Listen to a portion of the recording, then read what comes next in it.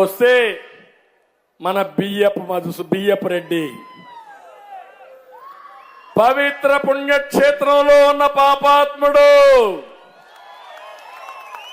ఏకైక పాపాత్ముడి, తన అందరికంటే ఘోరంగా పాపాత్ముడు.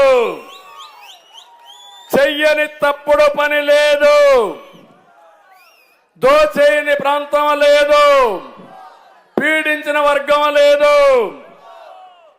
ప్రసిద్ధ శ్రీకాళహస్తి ఆలయంలో రాజకీయ జోక్యంతో అది కూడా వ్యాపారం చేసి అపవిత్రం చేసే పరిస్థితికి వచ్చాడు. ఆలయాన్ని కూడా తన దోపిడీ కేంద్రంగా మార్చుకున్నాడు. మున్సిపల్ డంపింగ్ యార్డ్ భూమిని ఆక్రమించాడు. స్వర్ణముఖి నది నుంచి ఇసుక, రాజీవ్ నగరు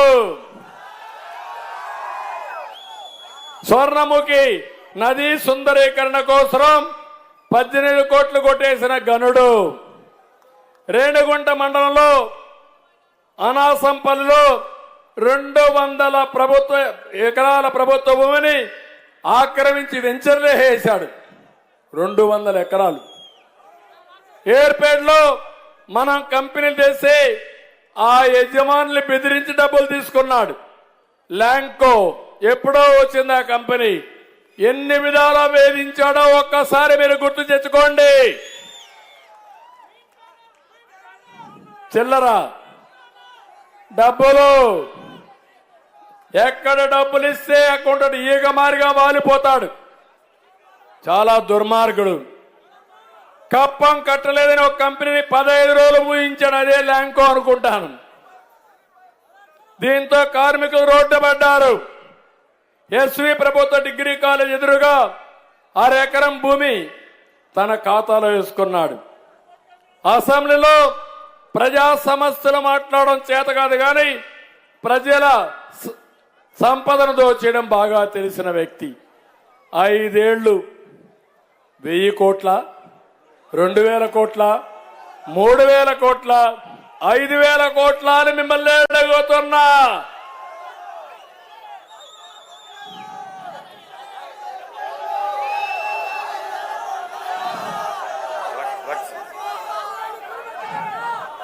ఏం తమ్ముళ్ళు, పవిత్ర పుణ్యక్షేత్రంలో గంజాయి అమ్మకాలు ఉన్నాయా లేదా?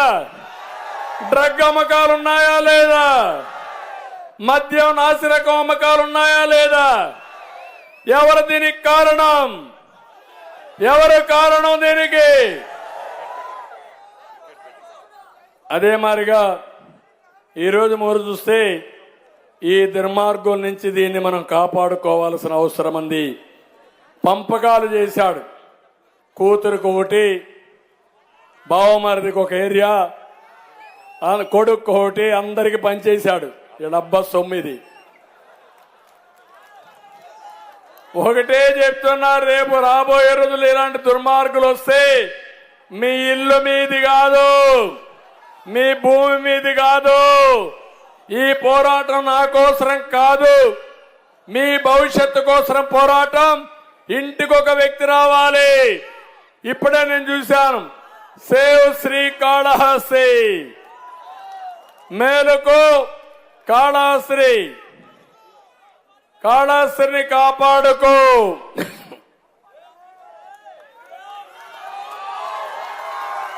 మా ఇంటి జాగాలు ఏంటమ్మా అది?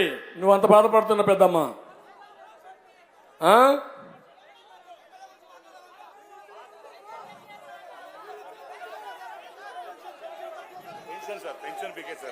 పింఛన్లు పీకేశారా?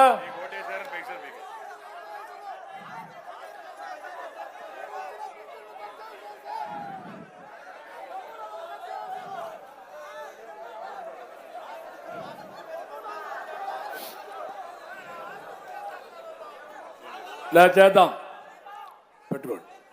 కాబట్టి నేను ఒకటే కోరుతున్నా,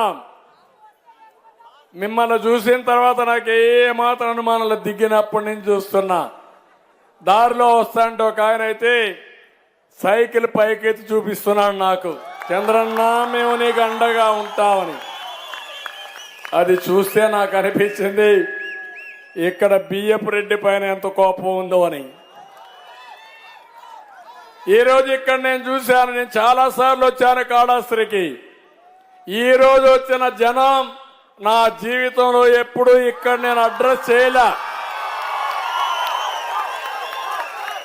ఒకటి నా మీద అభిమానం, రెండోది బియ్యపు రెడ్డి పైన జగన్ పైన ఉండే కోపం,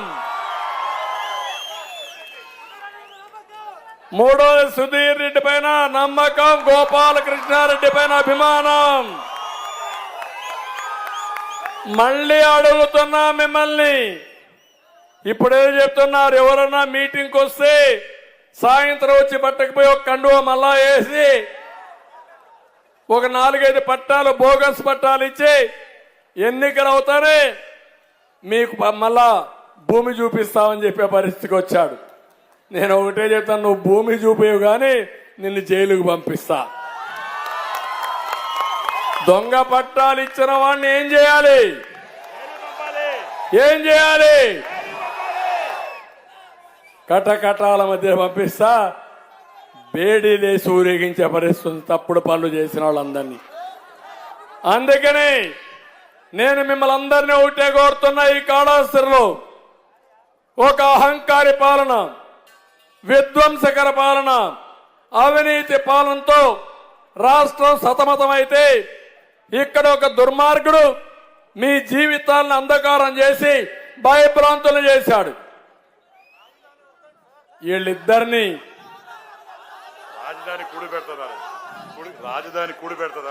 రాజధాని కూడు పెడతాడంటే గడ్డి తినే వాళ్ళకి కూడు గురించి ఏం తెలుస్తాం? మళ్ళీ వీళ్ళు మనుషులు కాదు. 10 ఏళ్ళు అయింది 3 రాజధానుల మూడు ముక్కలు ఆటాడి ఈరోజు ఉండే రాజధాని పోగొట్టిన దుర్మార్గుడు 3 లక్షల కోట్ల రూపాయల ఆస్తిని, ప్రజల ఆస్తిని నాశనం చేసిన వ్యక్తి ఈ జగన్మోహన్ రెడ్డి. నేను కూడా హైదరాబాద్ కట్టినప్పుడు తర్వాత వచ్చిన ముఖ్యమంత్రులు హైటెక్ సిటీ కూల్చేసుంటే, రోడ్లు వేయకుండా ఉండుంటే, ఎయిర్పోర్ట్ కట్టకుండా ఉంటే ఈరోజు ఆ స్టేజ్కి వచ్చేవాళ్ళం మనం? ఎవరూ చేయలేదు. ఎవరైనా సరే ఒక సైకోనే చేస్తారు.